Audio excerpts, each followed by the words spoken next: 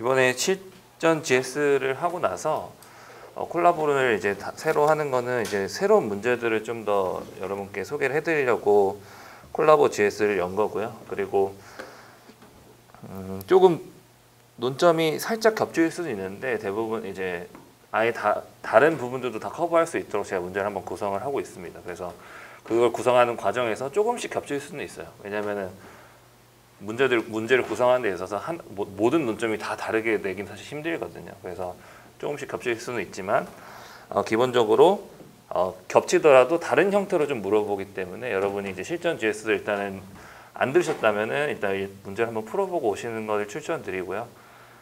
그래서 기본적으로 실전 GS랑 콜라보 GS를 하시면은 제가 생각했을 때 웬만한 논점들은 거의 다 커버할 수 있겠다라고 생각을 합니다. 왜냐하면 이 문제만 해도 산술적인 문제만 해도 32문제, 16문제니까 48문제거든요. 48문제인데 제가 하나의 문제에다가 논점 하나만 넣진 않았어요. 그래서 각각의 논점들을 막 3개씩, 4개씩 넣다 보니까 실질적으로 여러분이 달아볼 수 있는 논점은 거의 제가 생각했을 때는 100개 이상의 논점을 이 실전과 콜라보만으로 달아볼 수 있다 라고 생각을 하고, 거기에 제가 뭐 단문 형식이나 조금 짱돌이 될 수 있는 학설이나 이런 것들도 제가 넣어놨기 때문에 제 생각에는 이번에 시험을 준비하는 데 있어서 좋아하시는 다른 강사분 거 뭐 한두 개 실전이랑 제 거 실전이랑 콜라보만 있으면은 특허에서 나올 수 있는 건 대부분 여러분이 풀고 가실 수 있다라고 생각을 합니다. 그래서 이거 외에 또 추가적으로 막 논문이나 이런 걸 찾아보시는 분들이 있는데, 제가 그런 건 저도 수험생 때 했었고 지금도 저는 여러분께 좀 소개해드리려고 논문 이런 거를 계속 찾아보고 있거든요. 근데 제가 소개시켜 드리는 그런 논문 외에 다른 논문들을 찾거나 하지는 마세요. 그런 것들은 괜히 지금 이제 시간이 점점 좀 줄어드는 입장에서 너무 시간을 낭비하게 될 수 있는 확률이 너무 크다라는 거고요.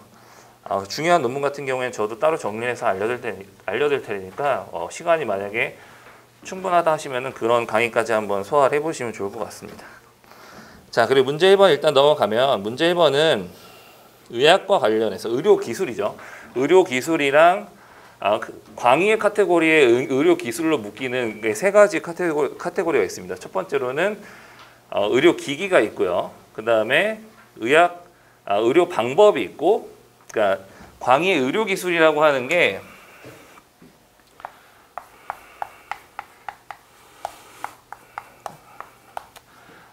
광의의 의료기술이랑 협의의 의료기술이라는 개념이 존재해요. 근데 협의니 광의니 이런 거는 다 차치하고, 일단 의료기술이라는 개념 아래에서 첫 번째로는 이제 의료기기 등이 있을 수 있고요. 그 다음에 의약품이 의료기술 중에 하나입니다. 그리고 세 번째로는 이제 의료행위가 이제 세 번째 이 의료기술이라는 카테고리에 들어가는 부분이고, 이게 협의의 의료기술이라고 하는 부분이 이 세 번째 부분, 의료행위 부분이에요. 자, 그래서 이 문제를 보시면은, 근데 이제 의학의 조제 방법, 이런 3가지 만약에 카테고리 아셨다고 하시면 오히려 더 이 함정에 빠지기 쉬웠을 거라고 생각을 해요. 그래서 의학의 조제 방법이라고 했잖아요. 그래서 요 3가지 의료기기, 의약품, 의료행위 중 이 3개를 물어보는구나 라고 생각을 하셔가지고, 자, 의료기기, 의료행위, 의약품, 그래서 이거 2개는 상업성 이용 가능성이 인정되고 이건 상업성 이용 가능성이 인정되지 않는다라는 걸 생각하시고 접근하셨으면 이 문제는 틀리셨을 거예요. 왜냐하면 첫 번째는 제가 의약품을 물어본 게 아니에요. 의료 용도 발명을 물어본 게 아니고 의학의 조제 방법을 물어봤단 말이에요. 조제 방법은 의료행위로 들어갑니다. 의료행위로 들어가서 결론을 말씀드리면 첫 번째랑 두 번째는 상업성 이용 가능성이 없고요. 세 번째가 상업성 이용 가능성이 있다라는 겁니다. 자, 문제를 푸실 때 이제 교수님들 문제나 이런 것들 보면은 이런 식으로 우리가 흔히 아는 개념을 살짝 비틀어 가지고 문제를 내는 경우가 굉장히 많아요. 그래서 이런 함정에 빠지지 않도록 주의해 주시고요. 그래서 만약에 지금 제가 1번에서 상업성 이용 가능성 인정되지 여부에 대해서 설명하시오라고 했는데 1번에 첫 번째 유형인 의학 조제 방법을 쓰시면서 의학 용도 발명에 관해서 쓰셨다라고 하면은 여러분은 함정에 빠지신 겁니다. 요거는 논점을 이탈하신 거예요. 그러니까 주의하시고요. 그러니까 의학의 조제 방법이라고 하는 것은 조제라고 하는 것은 약사법에 규정이 되어 있는 행위예요.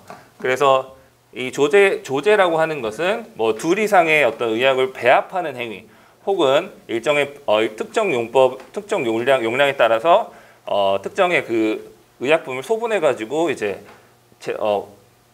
제공하는 행위, 이런 것들을 이제 제조라고 하거든요. 조제 방법이라고 하고 있습니다. 그래서 이거는 원칙적으로 의료 행위의 하나로 들어가는 부분이고요. 판례에서도 명확하게 의학의 조제 방법은 상업성 이용 가능성이 없다라고 하고 있습니다.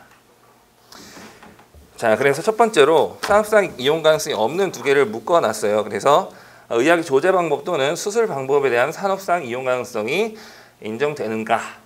그래서 두 개를 묶어놨고, 산업상 이용 가능성 존부와 관련해서 보시면은 판례가 사람의 질병 진단 치료 경감하고 예방하거나 건강을 증진시키는 의학의 조제 방법, 이것도 의료 행위입니다.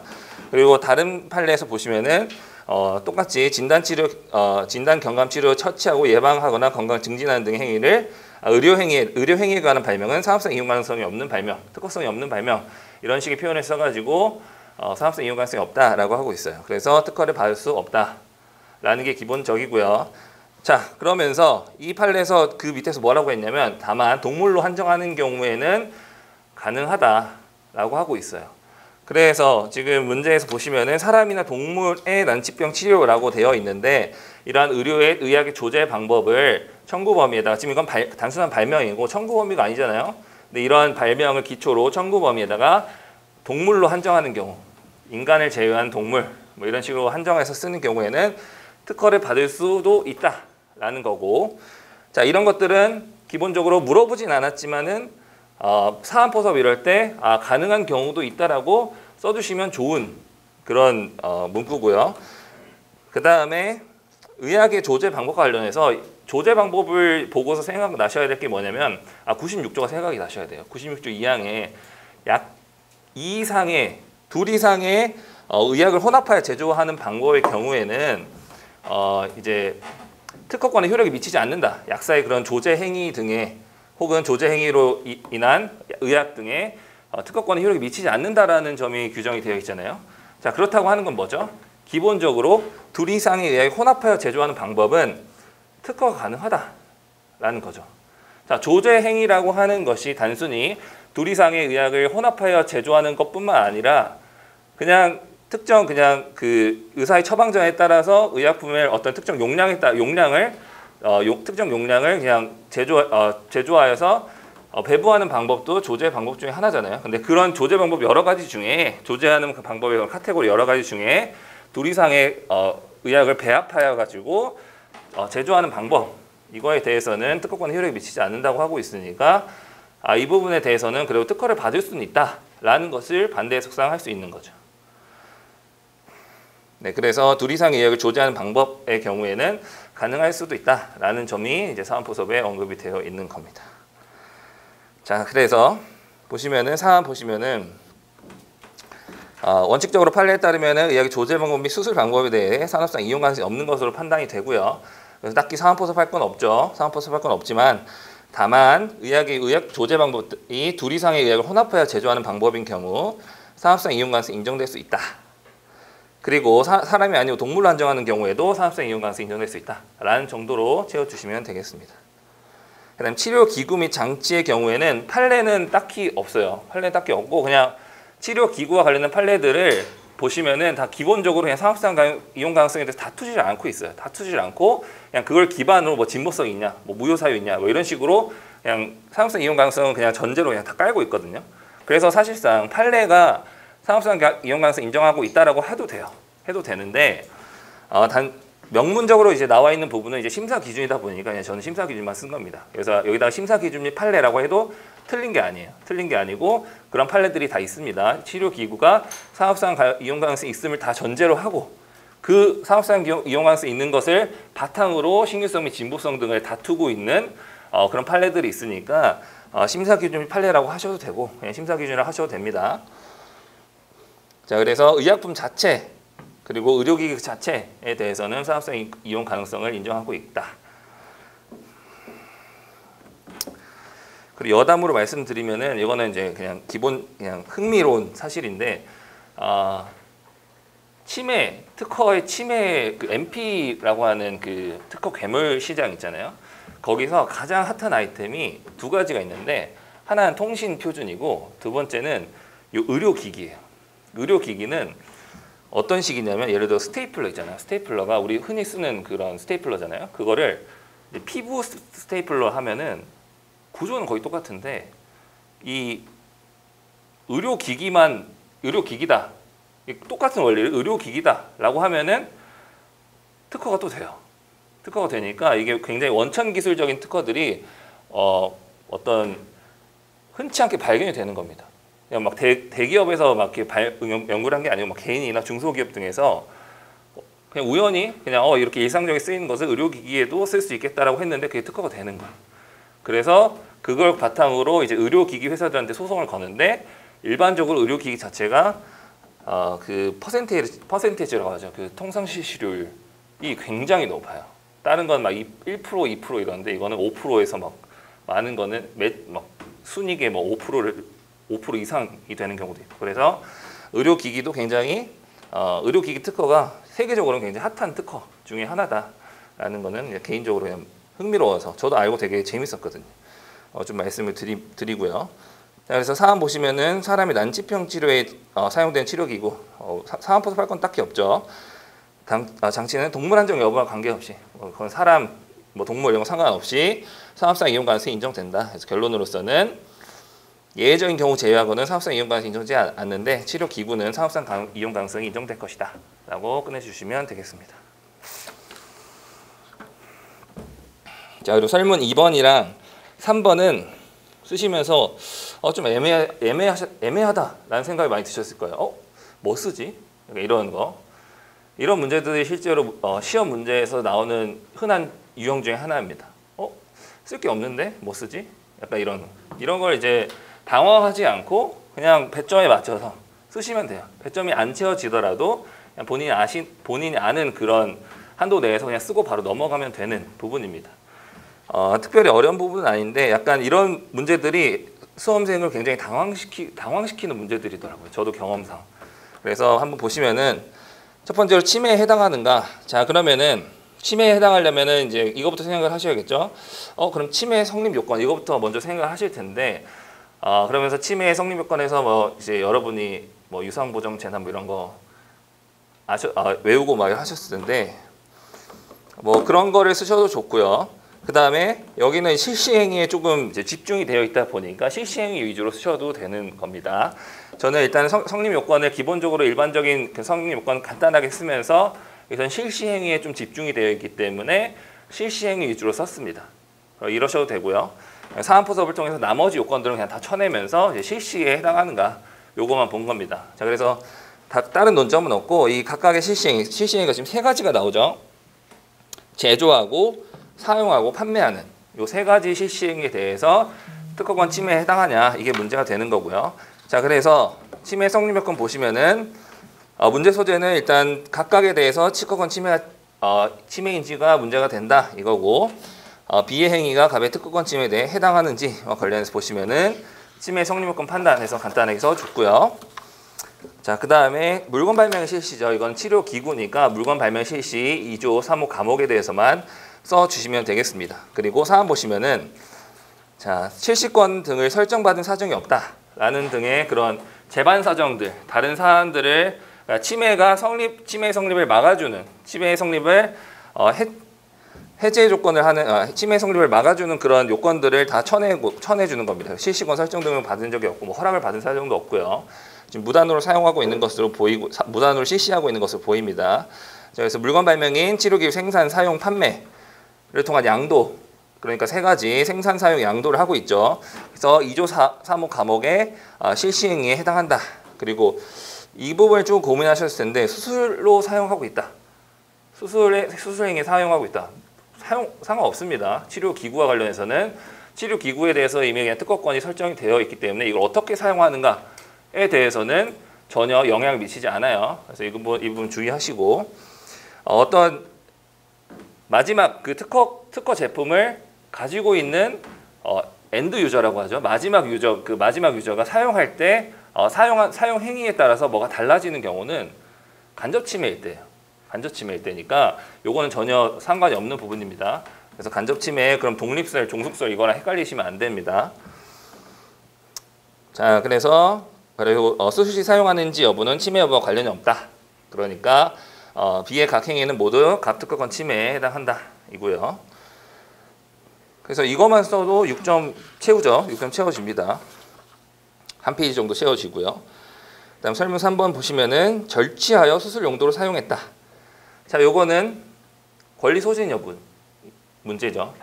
그래서 이 사람이 훔쳤든지 말든지 이 훔친 물건이 이미 특허권, 그러니까 정당한 대가를 주고서 구매한 제품이라고 한다면은 이걸 훔쳤든지 말든지 간에 이미 그 단에서 특허권자와의 관계는 이미 끝났다 이고요. 그 이후에 훔친 사람과 이 도난당한 사람 간의 어떤 법적인 문제는 그들끼리 알아서 해결하면 되는 거고 특허권이 개입할 여지는 전혀 없다라는 겁니다. 그래서 권리소진과 관련해서는 권리소진은 명문 규정은 없는데 그냥 판례를 통해서 인정되고 있는 침해에 대한 항변 중에 하나잖아요. 그러니까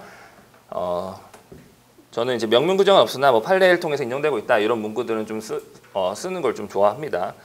써주는 게 맞다고 생각하고요. 그래서 권리소진의 의 적으면서 마지막에 명문 규정 없으나 판례를 통해서 인정되고 있는 법리다 뭐 이런 식으로 간단하게 소개해 주시면 좋을 것 같습니다. 이것과 관련해서 뭐 절취했을 때 뭐 이런 거 관련한 판례는 없고요. 그러니까 일반론에 따라서 해결하시면 되는 부분입니다. 사안 보시면은 D는 정당한 권리. 그리고 제가 A의 특허권의 침해라고 해서 제가 처음에 드렸을 때 문제에다 그렇게 적혀 있을 거예요. 이거 갑으로 제가 고쳐가지고 다시 드렸는데 이 부분 혹시나 A라고 해가지고 다른 게 있나라고 착각해서 만약에 못 푸셨다고 하면 정말 그거는 제가 죄송합니다. 이제 바꾸다가 A를 갑으로 바꾸다가 그 부분이 조금 어긋났어요. 눈치껏 잘 하셨을 거라고 제가 생각합니다. 자, 그래서 이의 행위는 갑의 특허권 침해에 해당하지 않을 거고요. 자, 사안 보시면은 특허권자다. 자, 소진 여부와 관련해서 여러분이 사안 포섭에서 해주실 내용들은 정당한 권리자냐, 정당한 권리자로부터 이 제품을 구매했느냐라는 거죠. 그러니까 정당한 권리자 맞냐라는 것부터 일단 따져줘야 되겠고, 그 다음에 뭐 구매를 했느냐 이런 거죠. 뭐 정당한 권리로부터 권리자에게서 절취를 했다라고 하는 거는 소진 여부가 안 되고 이렇게 정당하게 구매를 했다, 일부 판매했다라는 등의 그런 사안 등이 있다면은 여러분이 써주셔야겠죠. 구매한 물품에 대해서는 특허권이 소진된 것으로 판단된다. 그래서 여기서도 특허권자고 정당한 권리자로부터 구매했다. 그러니까 소진이 됐다라는 겁니다. 그래서 이가 절취하여 해당 치료기구를 수술 용도로 치료한 것과 관계없이 이가 그 뒷단에서 뭘 하든 상관없이 이것도 지금 수술 용도로 사용했다 이런 것도 아무 문제가 안 되는 부분입니다. 괜히 여기에 이제 의미를 둬가지고 낚이시면 안 되고요. 이미 D에 대한 판매로 인해서 갑의 특허권 소진되었다. 그러니까 이 행위는 D에게 법적 책임이 있을지언정 뭐 그건 민사적으로 해결하시고 갑의 특허권 침해에 해당하지 않는다. 그래서 갑의 특허권 침해에 해당하지 않는다라고 결론 내주시면 되겠습니다.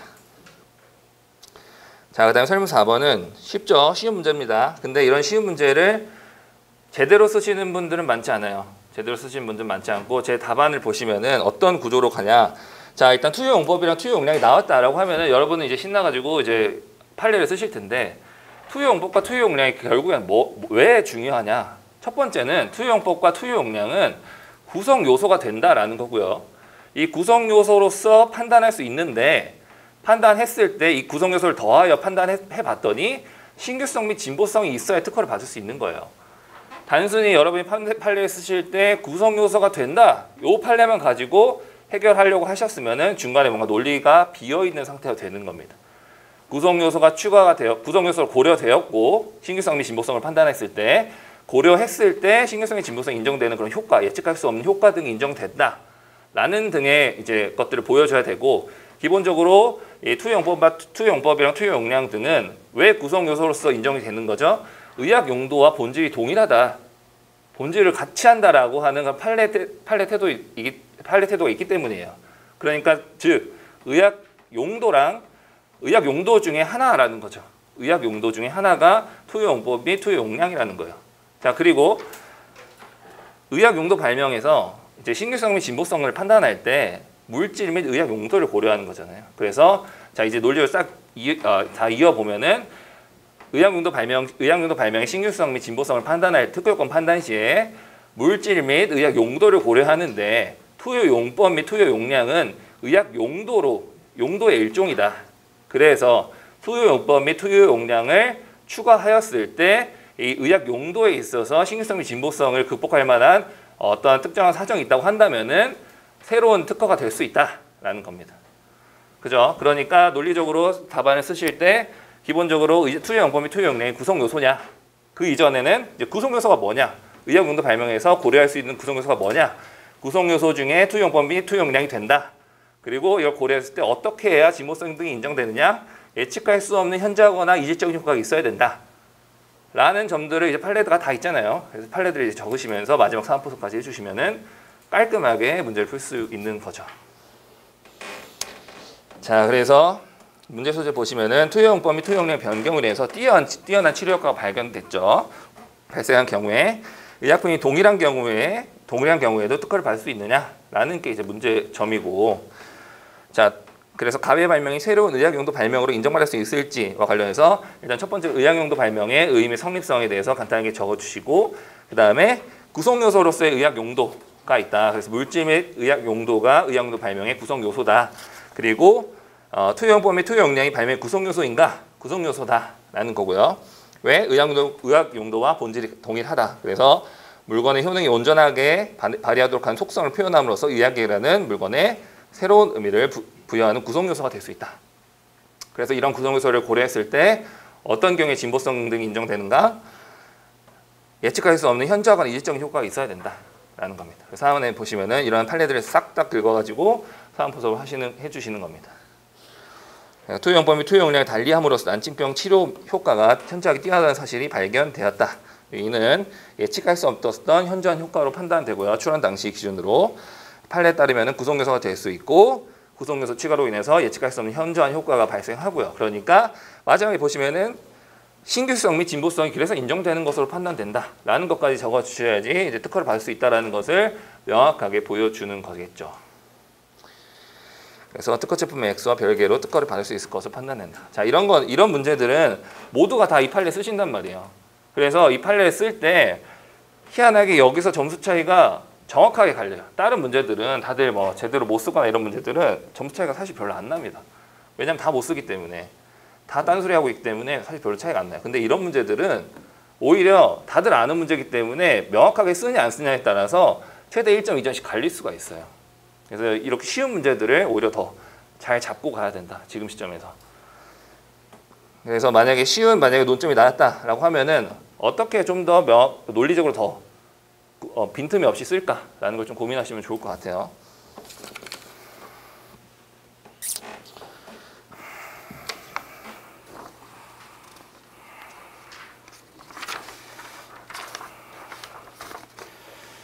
자, 그 다음에 문제 2번에 가시면은 요거는 제가 이제 스터디 하면서 문제 한번 냈었던 건데 여러분께 그냥 넘기기엔 너무 아까운 문제여서 한 4명, 5명만 보고 넘어갔거든요, 이런 문제들을. 그래서 그렇게 소비하기엔 너무 아까운 문제라 가지고 문제를 한번 더 출제를 했습니다. 자, 그래서 정정과 관련해서는 항상 여러분이 이제 준비를 하셔야 되는 부분이고, 정정과 관련해서 최근에도 판례가 계속 나왔죠. 매년 이제 중요한 판례들이 뭐 기속력 관련해서 문제가 나왔고, 뭐 정정과 관련해서 무효심판과의 관계들도 판례들이 이제 대법원 판례들이 존재합니다. 그래서 정정은 제가 봤을 때는 S급이에요, S급. 언제든지 나올 수 있는, 특히 올해는 언제든지 나올 수 있는 논점이다. 그래서 정정과 관련해서는 여러분께 최대한 많은 논점들을 소개하려고 저도 노력을 하고 있고요. 그 중에 하나로서 정정의 그런 객체적 범위를 판단하는 사안 포섭하는 방법, 그리고 정정사항을 삭제하는 경우, 이 삭제와 관련한 판례까지 요건 놓치시는 분들이 좀 있더라고요. 그래서 요거까지 한번 가져가셨으면 좋겠습니다. 자, 그래서 정정 관련해서 일단 정정 청구 적법하냐 간단한 문제고요. 간단한 문제이고 이제 사안포섭을 어떻게 하느냐 요거의 싸움이에요. 그래서 정정이 적법한지 여부와 관련해서 보시면은 정정 청구의 의의, 취지, 요건을 적는데 자 기본적으로 이런 정정 청구가 나왔다라고 하면 제가 추천드리는 기재 방식은 정정 청구는 정정 심판을 준용하고 있잖아요.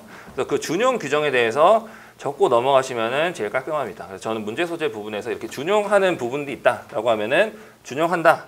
보시면은 문제 소재에서 133조의 2의 4항에서 준용되는 136조 3항 4항을 만족하는지 라고 해서 뒤에서 제가 136조 3항 4항을 적더라도 위화감이 없도록 정정 청구에서 갑자기 136조 적어버리면은 좀 이상하잖아요. 정정 심판에 관한 걸 썼네 라고 하면서 근데 이렇게 준용 규정을 먼저 언급해주고 쓰시면은 훨씬 더 이제 탄탄해 보인다라는 겁니다. 그래서 먼저 이 부분을 썼고요. 정정 청구의 의의, 취지, 요건을 그냥 한꺼번에 기재했습니다. 소급표로 인해서 정정 범위 및 청구 범위 제한 요건을 만족해야 된다라고 하면서 그 3항과 4항에 대해서 판례태도 바로 썼습니다. 자, 그래서 소목차 부분에는 조문을 기재하고 그 그냥 밑에 판례를 그냥 바로 적은 겁니다. 조문 기재가 조문에 나와 있는 내용을 거의 그대로 베껴야 되는 그런 상황이 제가 생각했을 때는 수험생에게 있어서 가장 계륵 같은 부분이거든요. 이 조문 그대로 다 나와 있는데 써야 될까 말아야 될까. 그래서 저도 수험생 때 굉장히 많이 고민했었던 부분이고 뭐 권리범위 확인 심판 뭐 이런 것들을 제대로 다 써야 될까? 적극적 권리범위 확인 심판 이것만 써도 열자인데 이걸 다 써야 될까? 그런 고민도 되게 많이 했었거든요. 조문에 나와 있는 그냥 조문 번호대로 그냥 쓰면 안 될까? 근데 그런 고민들을 자꾸 하셔야지 이런 식으로 이제 어떤 조문을 그냥 소목차에 적고 그것과 관련된 판례는 그냥 밑에 적고 그 내용으로 적고 이런 식의 이제 구성들을 스스로 한번 생각을 해보셔야 돼요. 그래야 최대한 제한된 그 지면 안에서 최대한 많은 걸 표현을 할 수가 있거든요. 근데 조문은 기본적으로 결론적으로 말씀드리면은 적을 땐 적어야 된다. 이게 베껴 적는다고 생각이 들더라도 적을 땐 적어야 된다라는 거고 다만 뭐 의의나 뭐 신규성, 진보성, 의의나 이런 것 등은 베껴 적을 필요는 없고 굳이 안 적어도 된다라는 부분이고 이렇게 요건에 해당하는 조문 등은 베껴 적어도 무방하다. 베껴 적을 만큼 중요하다라고 생각을 합니다. 그래서 의의에 해당하는 부분은 굳이 조문에 욕심내지 마시고 그냥 변형해서 적든지 아예 안 적으셔도 되고 제 생각입니다. 개인적인 생각인데 이런 요건에 해당하는 부분 판례가 직접적으로 연관된 요건에 해당하는 부분 그 조문 등은 제대로 적을 필요가 있다. 라는 정도로 구분하시면은 조문 적으실 때 좀 강약 조절이 되실 것 같아요. 자, 그래서 명세서 등에 기재된 사항의 범위 내의 것은 판례가 직접적으로 있죠. 이것과 관련해서 통상의 숫자가 이제 명시적으로 기재되어 있는 것 플러스 통상의 기술자가 그와 같은 기재가 있는 것과 마찬가지라고 명확하게 이해할 수 있는 사항이고요. 사항은 실질적 확정의 변경인데 실질적 확정의 변경 관련해서는 발명의 목적 및 효과의 변경을 인해서 제3자의 불축의 피해 그래서 결국에는 제3자에게 피해를 주느냐 마느냐를 기준으로 판단하고 있고요. 그래서 효과가 달라지느냐 목적 및 효과가 달라지느냐의 싸움인데 보통 일반적으로 목적이 달라지면 효과가 달라지고요. 효과가 달라지면 목적이 달라집니다. 그래서 목적과 효과는 거의 일체 불가분적으로 가는 경향이 있어요. 그래서 굳이 구분하실 필요 없고요. 사안 보시면은 효과가 존재하죠. 효과가 존재하는데 바퀴가 탈부착이 가능하면은 의자의 관리 편의성이 증대된다. 특이한 효과가 또 존재합니다. 근데 이러한 탈부착과 관련해서 발명 설명에 기재된 바가 없다라고 하는 부분이고요. 그래서 제3자가 발명의 명세서만 봤을 때는 이 탈부착이 가능한 발명일 거라고는 생각을 못했다.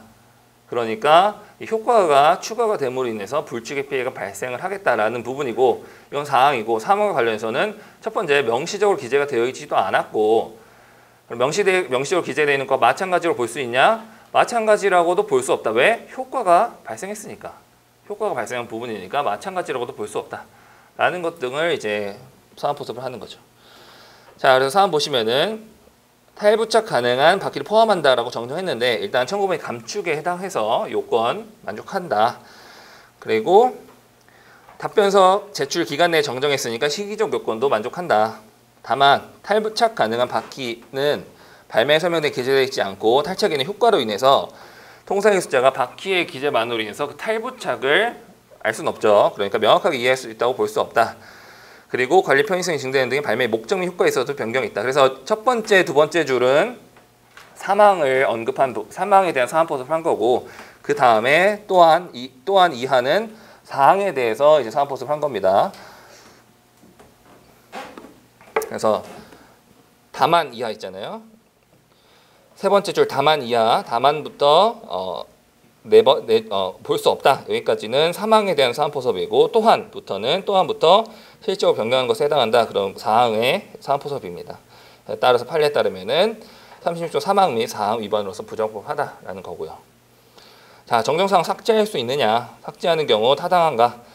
그래서 잘못된 정정이 있는 경우, 이런 부적법한 정정이 있는 경우에는 의견서 제출 기회를 줘야 되고요. 그래서 36조 6항 규정은 무조건 적어주시고, 그랬을 때 이렇게 의견 제출 기회를 주었을 때 이게 삭제할 수 있느냐? 그래서 정정 청구에 대해 보정을 할 수 있느냐? 이 문제인데, 그래서 잘못된 정정에 대해서는 보정을 할 수가 있는데, 그 범위와 관련해서는 당초의 정정사항을 삭제하거나 실질적으로 동일하게 된 범위 내에서 경미한 하자를 고친 정도에서만 정정 청구 취지 요지를 변경하지 않는 것으로 사용한다.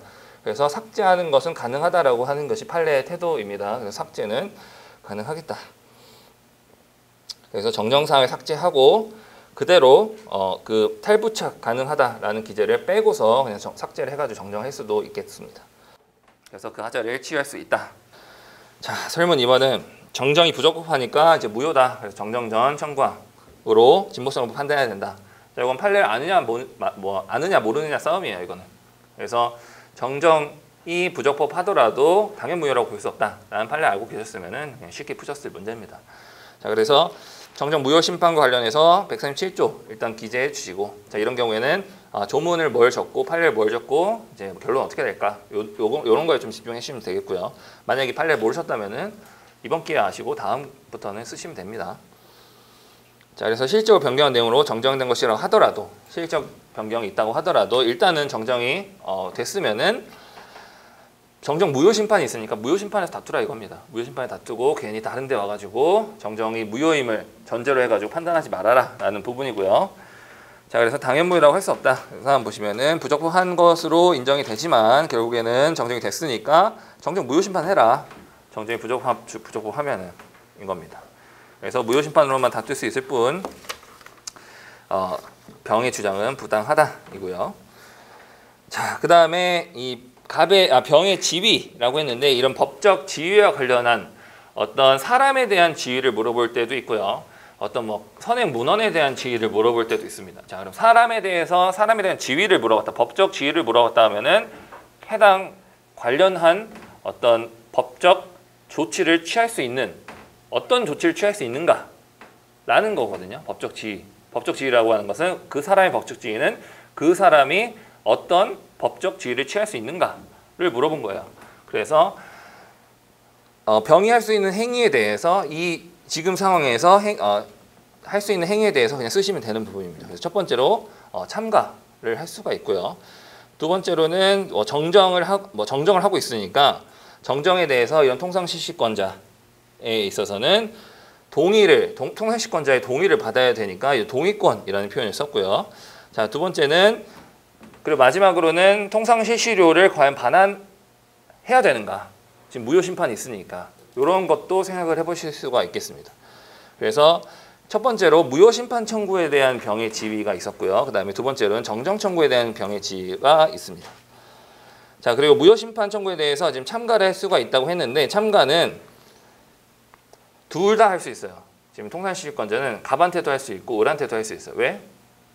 이해 득실을 따져가지고 무효를 시키는 게 더 싸겠다라고 하면 무효를 시키면 되는 거고, 무효 안 시키고 난 실시로 내면서 이 지금 지위를 보장을 받겠다라고 하면은 특허권자한테 붙어가지고 이 특허권을 이제 유지시키는 쪽으로 참가를 하면 되겠고요. 둘 다 법적으로 이제 참여할 만한 이익이 있다라는 겁니다. 그래서 둘 다 참여할 수 있고요. 다만 무효가 되더라도 실시로 반환은 안 해도 되고요. 자, 그 다음에 설문 3번 보시면은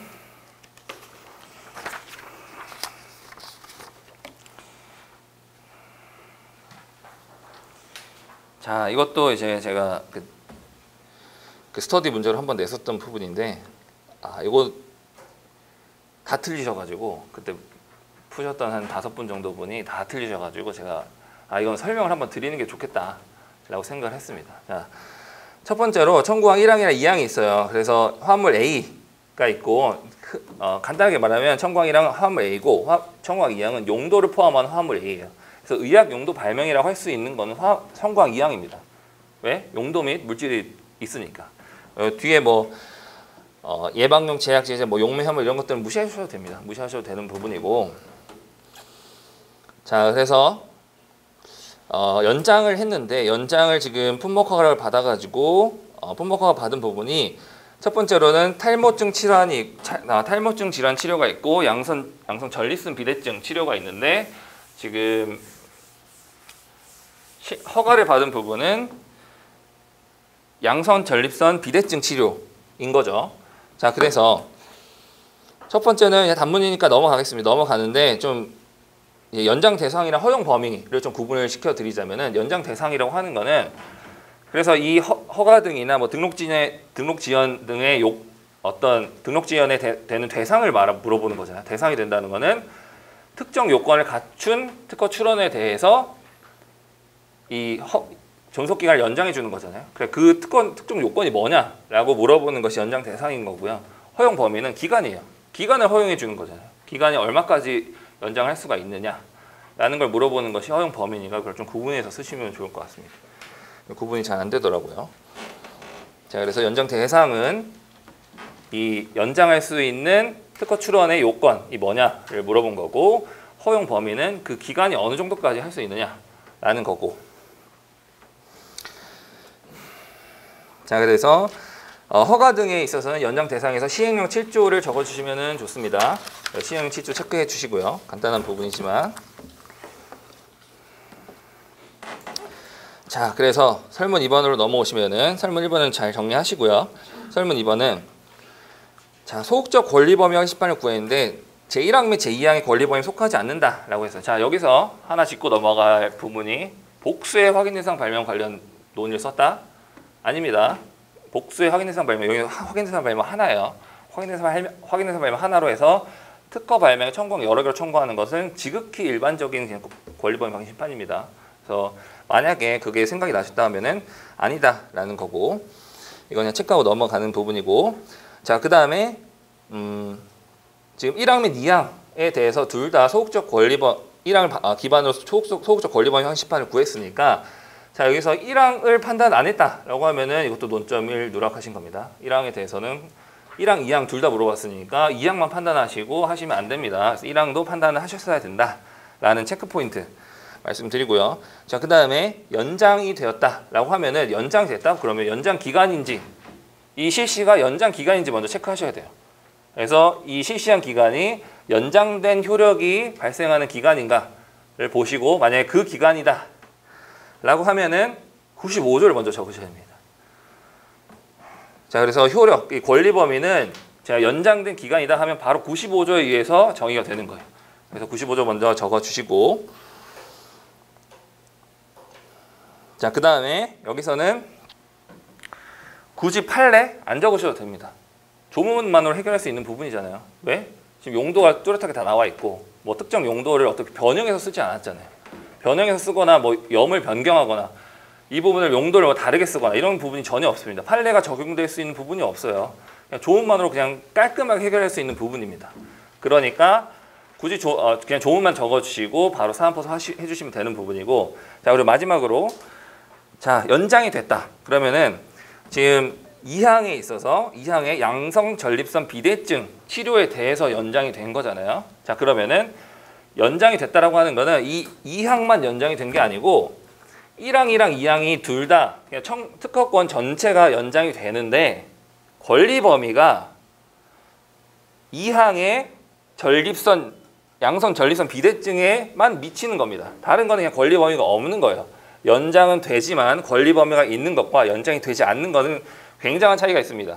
왜? 권리 범위 확인 심판에서 연장이 안 됐다라고 하면은 청구항이랑 각하예요, 그냥. 왜? 특허권이 없으니까. 그러나 연장이 됐지만 권리 범위가 없다라고 하는 거는 뭐 기각이나 인용 사유죠. 왜? 권리 범위가 없는 걸 그냥 판단하는 거니까. 있지만 권리 범위가 0인 거랑 아예 없는 거는 굉장히 차이가 있는 겁니다. 그리고 이런 경우 연장의 경우에는 특허권 전부가 연장이 되지만 권리 범위가 형성되는 거가 그 용도에만 형성이 된다라는 겁니다. 자, 그래서 이 특허 심판의 심결 예상했을 때 각하 이렇게 나오면 안 되고 그냥 인용 심결이 예상이 된다라고 쓰셔야 되는 부분입니다. 자, 그래서 사안 보시면은 간단하죠. 의뢰 확인 대상 발명이 갑 특허권의 권리 범위에 속하는지 사안 보시면은 첫 번째 연장된 특허권의 효력이라고 해서 양성 전립선 비대증 치료에 화합물 A에 대해서 등록 허가를 받았다. 그러니까 그 용도를 가진 A에 대해서만 효력이 미친다라는 거고 권리 범위가 거기에만 이렇게 형성이 되어 있다. 연장된 기간에 대해서인 거고요. 그랬을 때 청구항 1항은 연장의 대상이 허가 등의 대상이 아니죠. 용도 등이 없으니까. 그러니까 그냥 이 부분은 연장은 됐지만 권리 범위가 없는 부분입니다. 허가 등의 대상이 아니니까. 자, 그래서 존속기간 이후엔 특허권의 효력이 미치지 않는 겁니다. 자, 그래서 확인 대상 발명은 제1항 권리 범위에 속하지 않는다. 왜? 권리 범위가 없으니까. 그리고 2항은 특허권의 효력이 탈모에 대해서는 탈모증 치료에 대해서는 미치지 않고요. 다만 이제 그런데 지금 확인 대상 발명 자체가 뭐죠?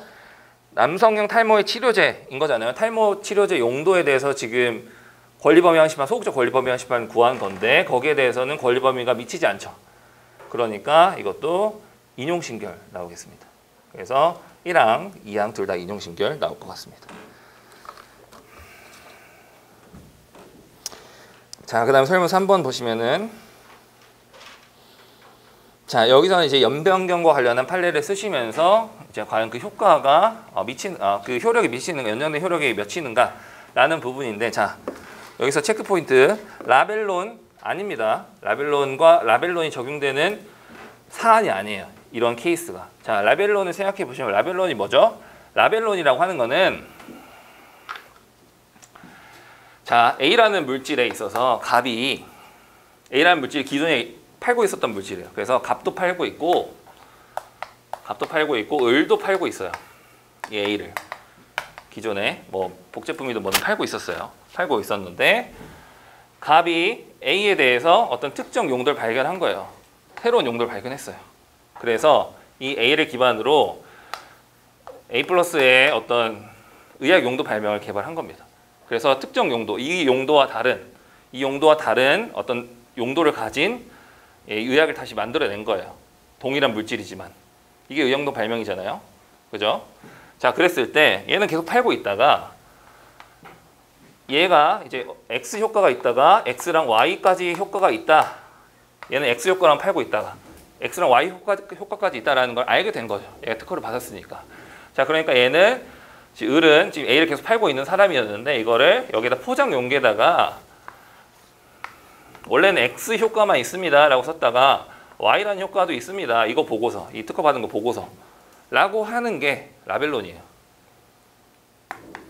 이래도 되냐 라는 겁니다. 아니면은 뭐 X라고만 썼다가 이거 X라고 효과만 돼 있는데 뭐 Y의 효과도 있습니다 라고 넌지시 알려주거나 뭐 이런 것들이 라벨론의 영역인 거고, 자, 이거는 뭐죠? 그냥 다른 지금 염을 변경했더니 다른 치료 효과가 그냥 생겨버린 거예요. 이렇게 이게 원래 쓰는 걸 베껴서 쓴 게 아니고 이 사람은 자기가 지금 개발한 거예요. 자기가 염을 변경했더니 코비드19의 치료 효과가 나타났다. 자, 그러니까 이 코비드19에 대해서 그냥 판매를 하고 있는 겁니다. 자, 이거는 이런 케이스가 아니죠. 라벨론의 영역이 아닙니다. 그래서 라벨론이라는 것을 혹시나 알고 쓰셨다라고 하셔도 이 케이스가 아니다라는 거니까 주의하시면 좋겠습니다. 그래서 어떤 학설이나 판례를 보셨을 때 그 재반 사실관계를 정확히 아셔야지 제대로 적용을 할 수가 있어요. 자, 그래서 이거는 그냥 염 변경과 관련해서 쓰시면 되는 부분이고, 뭐 한 발 더 나아가서 뭐 어떤 치매 여부를 물어봤다 하면은 뭐 다른 뭐 선택 치매나 이런 것들을 생각해 볼 수는 있겠죠. 근데 그거는 이제 별개의 문제고, 효력이 미치는가, 효력이 미치지 않는다인 겁니다. 그래서 왜? 그리고 여기는 심지어 연장된 특허권의 효력이잖아요. 선택 치매 이런 건 연장된 그런 게 아니고 그냥 존속 기간 내에서 연장된 기간 말고 존속기간 내에서 물어보는 거고, 이 연변경과 관련된 판례는 연장된 특허권의 효력 내 그 범위 내에서 물어보고 있는 거예요. 그러니까 그것도 정확히 구분하시고요.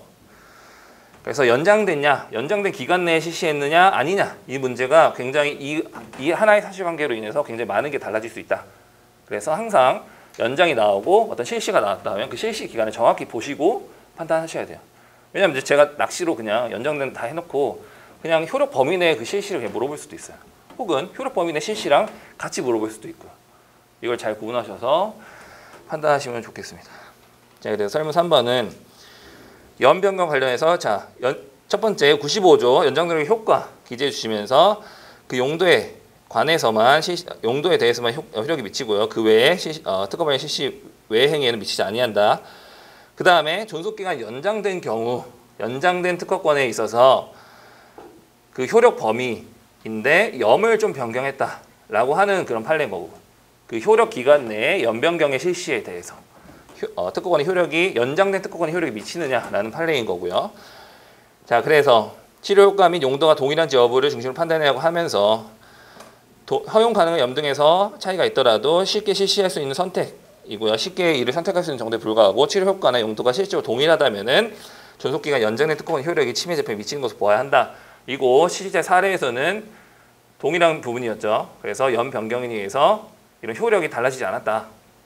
라는 게 판례인데 이제 그거를 이제 비틀어 가지고 효력이 달라요. 다른 경우에는 효력이 미치지 않겠다라고 생각을 하시면 되겠습니다. 그래서 연장된 특허권의 효력이 미치지 않는다.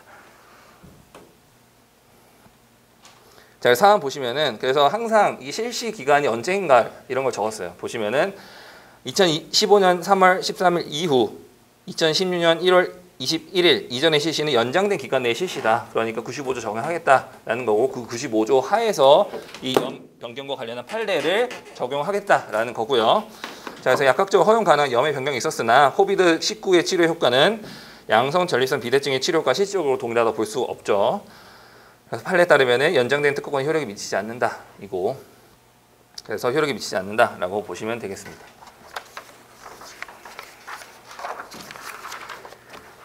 그 다음에 문제 4번 보시면은 자, 이건 이용 발명과 관련해서 보시는 부분인데 아마 요거는 이제 기득 이상이셨으면 한 번씩 보셨을 문제였을 것 같아요. 자, 그래서 원래 기존 석쇠의 문제점이 이렇게 십자로 되어 있어서 십자로 되어 있고 좀 이 철사가 굵었다. 그러니까 열원이 접촉되는 면이 좀 작아지고, 그 다음에 여기 사이사이에 막 고기가 끼고 불편했다. 그래서 이걸 개량해 가지고 요 가로줄 부분을 없애버렸다. 없애고 철사를 굉장히 얇게 만들었다. 그래서 고기가 여기 끼지도 않고 그 다음에 열원이 접촉되는 효과도 많아졌다. 그래서 굉장히 우수한 석쇠가 개발이 됐다라는 거고요. 자, 그래서 값이 지금 발견한 게 이제 요거죠. X가 요겁니다. 이게 기존 석쇠의 문제점을 해결한 부분이고요. 자, 을은 X와 동일한 면적의 선지를 사용하되 면적은 동일한데 Y가 이렇게 십자로 되어 있는 부분에 대해서 을이 Y를 지금 등록을 받고 이제 실시하고 있다라는 거예요. 어떻게 등록받았는지 모르겠는데 어쨌든 이 면적이 뭐 달라짐으로 인해서 어떤 효과를 인정받았나 보죠. 그거는 잘 모르겠습니다. 그건 잘 모르겠지만 어쨌든 등록을 받았다라는 거고요. 그랬을 때 갑은 을이 자신의 발명을 이용하고 있다. 이게 이용하는 거냐? 왜? 구성이 지금 이건 세로줄이 있고 이건 세로줄 플러스 가로줄이니까 세로줄을 이용해가지고 가로줄을 추가해서 이 발명의 일체성이 유지가 되고 있다라고 하면서 이용 발명이다 라고 하면서 적극적 권리 범위 형식판을 구한 거죠. 자, 그러면 첫 번째로 자, 등록된 권리, 지금 이것도 등록이 됐고 특허 등록됐는데 등록된 권리 간의 적극적 권리 범위 형식판이 원칙적으로 안 되는데 이용 발명임을 주장하는 경우에는 받아주고요. 받아준 다음에 그 뒤에 판단해서 이용 발명인지 여부를 판단해서 이용 발명이냐, 이용 발명이다, 아니다 라고 판단해서 아니다 라고 하면은 각하시켜버리고 라고 하고 있죠, 판례가. 자, 그래서 적극적 권리 범위 확인 심판의 결과를 예측하시오인데 첫 번째는 그래서 적극적 권리 범위 확인 심판은 할 수 있다. 이용 발명을 주장하고 있으니까. 두 번째, 이용 발명이냐? 이용 발명이 아니다라고 하는 게 이런 판례 태도입니다. 그래서 발명 일체성이 유지가 된다고 볼 수 없다라고 보고 있고요. 자, 왜냐면은 지금 기존에 얘가 효과가 요 십자로 인해서 있었던 문제점들을 해결하는 게 효과였는데 다시 십자로 만듦으로 인해서 기존에 해결했던 문제점이 다시 발생했잖아요. 그러니까 이거는 발명 일체성 유지된다 볼 수 없다. 효과가 아예 다르다. 그래서 이용 발명이 아니다라고 하고 있고요. 그래서 판례 태도 보시면은 작용 효과, 자 이용 발명 관련해서 후원 발명이 자 세 번째 줄 이용 발명 판단 기준의 세 번째 줄 보시면은 후원 발명이 선언 발명이 작용 효과를 나타낼 수 없는 경우, 자 원래 기존에 문제점을 해결했던 효과가 다시 없어졌죠. 나타낼 수 없는 경우에는 상이한 구성이다라고 하고 있습니다. 그래서 이 판례 문구도 되게 특이한 게 효과를 원인으로 해서 구성이 다르다라고 하고 있어요. 그래서 이것도 굉장히 좀 특이한 부분이긴 하거든요. 근데 우리는 그냥 넘어갑시다. 우리는 수험생이니까. 자, 그래서 효과가 나타낼 수 없는 경우에는 효과가 달라지는 경우에는 상이한 구성이다 라고 하고 있습니다. 이것도 그래서 후원 발명에서 선언 발명 일체성을 유지하고 있다고 볼 수 없다. 결국에는 상이한 구성이어서 일체성 유지하고 있다고 볼 수 없다라는 게 결론이고요. 자, 그리고 이용 발명 같은 경우에는 제가 지금 학설은 안 썼는데 학설이 의미가 있는 부분이에요. 이용 발명인지 여부는. 왜냐하면 학설에 따라서 그 범위가 굉장히 달라질 수 있기 때문에 이용 발명은 학설이 의미가 있는 부분이다. 이용 발명인지 여부는. 이거를 조금 알아두시고, 다만 학설은 이런 배점에 따라서 뭐 좀 달라질 수 있다라는 거고, 학설 쓰셨어도 괜찮습니다. 이용 발명 관련해서는 제가 학설을 쓰지 말라고 하는 부분이 있고 써도 된다라고 하는 부분이 있는데 이거는 써도 된다 쪽에 가깝고요. 저는 이제 배점 조절을 위해서 다만 배점 조절할 때는 학설을 먼저 날려버리는 게 제일 낫다라는 게 이제 원칙입니다. 그래서 학설 안 썼다라고 해서 이상하게 생각하지 마시고 배점이 됐으면 저 썼을 겁니다.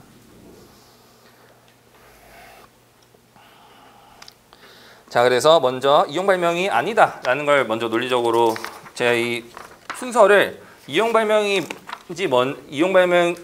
먼저 판단할 수도 있고, 뭐 적극적 권리 범위 심판 적법을 먼저 썼을 수도 있는데, 이 사안 같은 경우에는 두 개를 어떻게 쓰든 사실 논리 구조가 딱히 달라지지 않거든요. 그래서 이거는 어떻게 쓰셔도 상관없습니다. 자, 그 다음에 적극적 권리 범위 심판이 각하되는가? 그래서 문제점에 보시면은 권리 대 권리, 상대방 특권이 존재함에도 자신의 권리 범위에 속한다는 주장은 무효 심판의 존재를 몰각시키는가 허용 여부가 문제된다 이고요. 여기서는 굳이 학설 안 써셔도 된다. 여기서는 학설 쓰실 필요가 없는 부분이다. 여기서는 별 논의가 없습니다. 자, 그래서 결국에는 허용이 된다라는 거고, 허용이 제한적으로 된다, 예외적으로 허용된다라는 거고, 그래서 원칙적으로 허용되지 않으나 예외적으로 이용관계에 있어서 등록의 효력을 부정하지 않고 권리 범위 확인을 구할 수 있는 경우 허용된다 이고요. 이용관계 아닌 경우에는 판례가 각하한다라고 했습니다. 사안 보시면은 이용하고 있다고 주장했는데, 그러니까 원칙적으로 받아는 주는데 권리 범위 심판 받아는 주지만 심리했더니 이용 발명이 아니다. 그러니까 각하 심결하겠다. 자, 그다음에 설문 2번은 권리 범위 확인 심판에서의 진보성 위반 여부 판단, 특허 발명의 진보성 위반 여부 판단 안 되고요. 자유실시 기술의 항변 됩니다. 자, 그런데 이렇게 어떻게 보면 되게 모순되는 태도거든요. 특허 발명 진보성을 판단하는 거랑 실시 발명의 진보성을 판단하는 거가 다르잖아요, 지금. 그러니까 똑같이 진보성 여부를 판단하는 거예요. 진보성 왜? 자유실시 기술의 항변도 진보성 영역까지 판단을 하고 있거든요.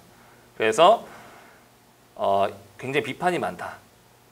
이 부분에 대해서 비판이 많고, 이 두 가지의 판례가 같이 나올 확률이 더 높다라고 해서 이렇게 묶어놨습니다. 왜? 특허 발명에 대해서는 진보성 판단할 수 없다라고 하면서 왜 실시 발명에 대해서는 진보성까지 판단하느냐? 어차피 진보성까지 판단하는 거 아니냐라는 거거든요. 그래서 실질적으로 권리 범위 확인 심판에서 이 특허 발명의 진보성 여부를 판단하면 안 된다라는 그 판례가 몰각되고 있다. 취지가 몰각된다라고 하는 게 굉장히 비판이 많습니다, 지금. 자, 그래서 결국에는 여기 또 보시면은 결국에는 특허 발명의 진보성을 판단하는 거가 마찬가지거든요. 여기서 왜냐하면 특허 발명과 동일한 구성이 동일한 것을 지금 실시를 하고 있다라고 하고 있고, 그 실시 발명에 대해서 이 실시 발명이 자유실시 기술인지를 확인한다라는 건 어차피 특허 발명이 진보성이 있느냐 여부를 판단하게 되거든요. 왜냐하면 특허 발명 동일한 거를 실시를 하고 있으니까. 그래서 이런 문제들이 실질적으로 발생할 수 있다. 라는 겁니다. 그래서 결국엔 특허 발명의 진보성 판단한 거잖아요. 여기서도. 그래서 판례 태도가 좀 모순되는 경향이 있다라는 겁니다. 그래서 문제 소재 보시면은 권리범위 확인 심판과 관련해서 확인선 발명이 특허권에 효력이 미치는 객관적인 범위에 속하는지 여부를 확인할 목적이 있다. 자, 권리범위 확인 심판 관련해서 문제가 나오면은 항상 문제가 되는 부분, 고민이 되는 부분이 이거예요. 권리범위 확인 심판의 의의 및 취지, 요건을 적어야 될까? 계륵이거든요, 굉장히. 그래서 저는 문제 소재 다 뺐습니다. 문제 소재에다가 이런 권리범위 확인 심판 관련해서 적어주고요. 간단하게 적어주고 그 다음에 이 권리범위 확인 심판의 문제가 나오면 항상 권리범위 확인 심판 내에서 어떤 판단 대상이나 이런 것들이 확인의 이익이나 이런 것들이 문제가 되거든요. 그래서 그 이하에다가 뭐 판단 대상이 문제된다, 확인의 이익이 문제된다. 이런 식으로 적어주시면은 깔끔하게 넘어갈 수 있습니다.